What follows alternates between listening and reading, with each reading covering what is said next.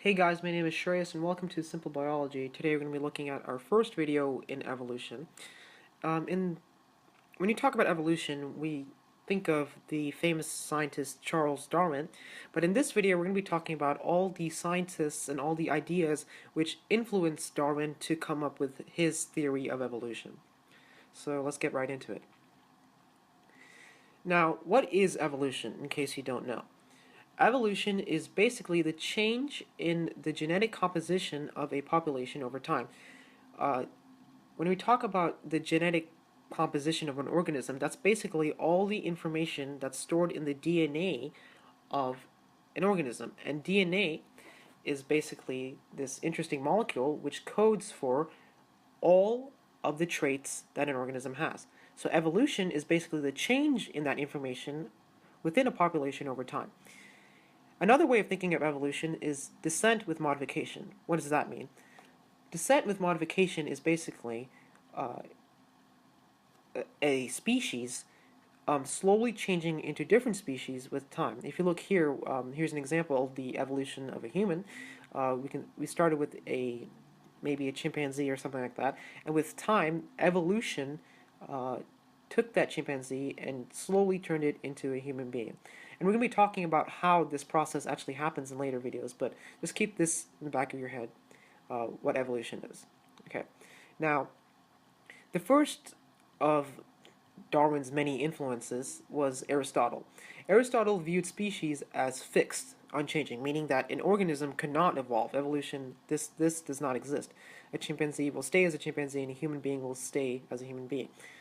And he believed that life forms can be arranged on a ladder, which he called the scale of nature. So basically, he created this huge ladder with all the organisms that were known at the time, and his ideas were consistent with the Old Testament from the Bible, and that said that species were designed by God, therefore perfect.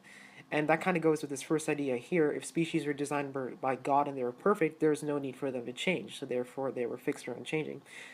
And that species were created by God for a particular purpose. Okay. Then comes along Linnaeus. Linnaeus was also strongly influenced by the Bible. He worked for the greater glory of God. And he developed this two-part binomial format for naming species. Okay. And basically, we use this system still today when we're talking about organisms. And the way it works is that we have two names here. This name comes from the family. This name comes from the genus. The genus. This name is the genus, and this name is from the species. So for human beings, that would be Homo sapiens, and all organisms actually have this special binomial name. And the first name is the genus name is always capitalized. Okay, that's beyond the point, but it's important to know that Linnaeus is created this binomial format. And he also adopted a classification system for grouping similar species into general categories. So he could have grouped all primates together, like that would be monkeys and apes and human beings into one group, and then he could have grouped all the cats together. And he grouped them into categories called families and genuses. But he also he did not describe that all these organisms were actually related through evolution.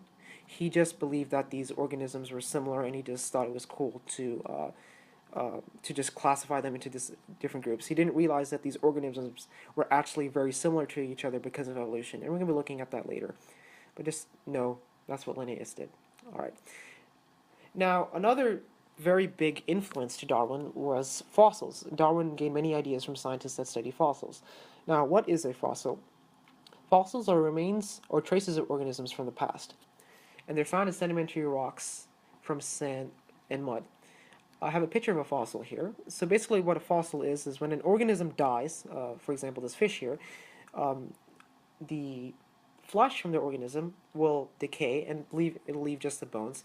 And with time what will happen is all the sand and mud will compact on top of this the skeleton, and there'll be a huge amount of compression, and with all this compression and time eventually you get a fossil.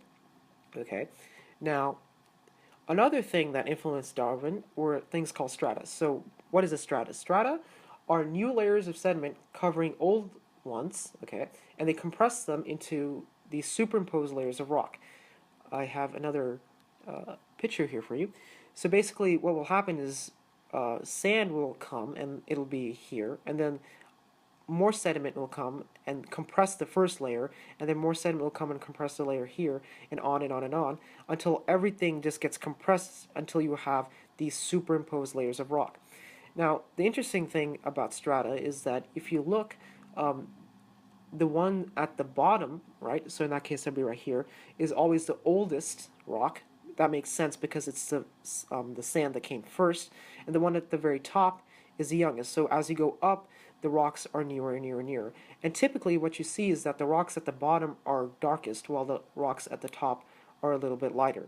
And each of these different colors, these bands of rock, are called strata. Now, as time passes, erosion cars from the upper strata, revealing deeper old strata that have been buried. So, in the case of this cave or this rock formation here, erosion would cut this so that scientists could actually see these different layers of strata. Okay, and also an important term to know: paleontology. Paleontology is the study of fossils, and paleontology actually gave Darwin a lot of influenced Darwin to come up with his theory.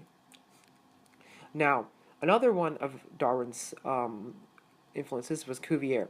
Now, Cuvier noticed the older stratum, so that would be the ones down here at the bottom, uh, were had more dissimilar fossils than current life forms. So basically, what he was saying is that the fossils at the very bottom in these older layers were not as similar to current organisms as the ones that were at the top. Okay, now he observed that from one layer to another, some new species appeared while others had disappeared. So he would come and he would look at these strata and he'd see that at each strata you'd see new different organisms, and some organisms would just be gone. They'd go extinct. So he inferred in the idea of extinction. Extinction. So this made him believe in the idea of extinction because again he saw that some organisms appeared and some species disappeared with each strata, but he did not believe in evolution. Okay, and he believed that each boundary between strata represented a catastrophic event. So he believed that, let's say for this diagram here, this would be a catastrophic event, this boundary here, and this would be a catastrophic event, and this would be a catastrophic event. A catastrophic event, that would be like a flood or an earthquake or a hurricane, something like that, that would wipe out some of the organisms. Now, this was wrong, but this definitely influenced Darwin. Now, another person that influenced Darwin was Hutton. Now, Hutton proposed that Earth's geographical features can be explained by slow and gradual mechanisms. So he basically explained that, for example, a mountain is basically could be formed from two tectonic plates slowly colliding into each other and pushing each other up. And Hutton was a very important scientist in evolution. I mean, not evolution, in geology, because he proved that the Earth was not 2,000 years old like what the scientists of the time thought, but actually billions of years old. And he proposed that Earth's geographical features can be explained by slow and gradual mechanisms.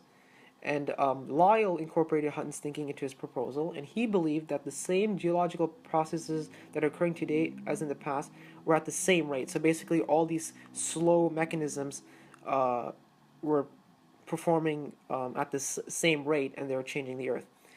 And how did Hutton and Lyell influence Darwin? Hutton and Lyell's ideas influenced Darwin into thinking that geological change occurs through slow, continuous actions rather than sudden events. Okay, so that would mean like the Earth is slowly changing instead of having these huge changes all at once. Okay, and they led Darwin to believe that the Earth is more than thousands of years old. So this was a very profound idea here. Okay. Then the last person, probably one of the most important scientists that influenced Darwin, was Lamarck. Now, Lamarck was the first person to propose a mechanism for how life changes over time. So he was the first person, you can think of him as the first scientist to come up with an idea of how evolution actually works.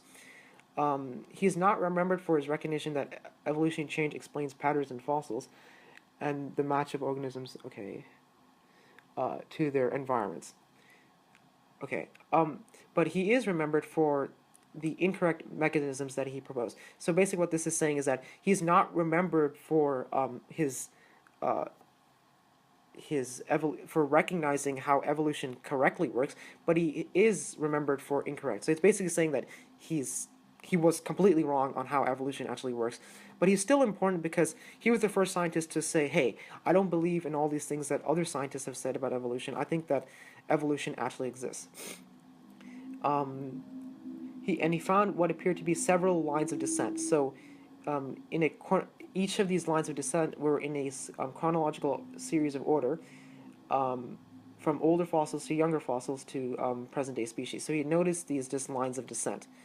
For example, here, right? This would be a line of descent from a chimpanzee to a human. So he found these many lines of descent, and he was thinking, okay, so how does these lines of descent, like, how does this process work? How can a chimpanzee evolve with millions of years into a human being? And he came up with these two principles. Okay, the first principle, which to describe how evolution worked, was use and disuse. Okay, and use and disuse was the belief that parts of the body of an organism that were used would become stronger and would exist, and then the parts of an organism that an organism didn't use would just go away. So, for example, with the giraffe, a giraffe would really need to use its neck to reach leaves in high trees. Okay, so that would be an example of use. So, since a giraffe needs a longer neck, with time the giraffe's neck would get longer and longer. But let's say it doesn't really need its tail because its tail is not that important. So that would be disuse. Its tail would get shorter. Okay, and this is completely wrong, by the way. Use and disuse is completely wrong. That's an important thing to remember. Even though Lamarck came up with the theory of how descent with modification works, it's completely wrong. Use and disuse is not the way organisms actually evolve. And the first idea to describe how how they evolve, which is also completely wrong, was inheritance of acquired characteristics. So basically, an organism, let's say this giraffe, would get a longer neck with time. Okay, so it would get a longer neck with time by wanting to reach these higher plants, and then once it gets that longer neck, it could pass it down to its organism, to its offspring, and that offspring would also have longer necks, and that's not how evolution works either. Okay, but these are the two mechanisms that he thought of. And he also believed that evolution occurred, okay, because an organism had this desire to become more and more complex. And both Darwin and Cuvier rejected this idea. But hey, Lamarck still came up with the first idea of how evolution actually works, so he's still pretty important. So that's basically all of Darwin's influences. In the next videos, we're going to be talking about how Darwin came up with the correct theory of evolution and what that's all about. So stay tuned. But Darwin's influences on evolution are as simple as that.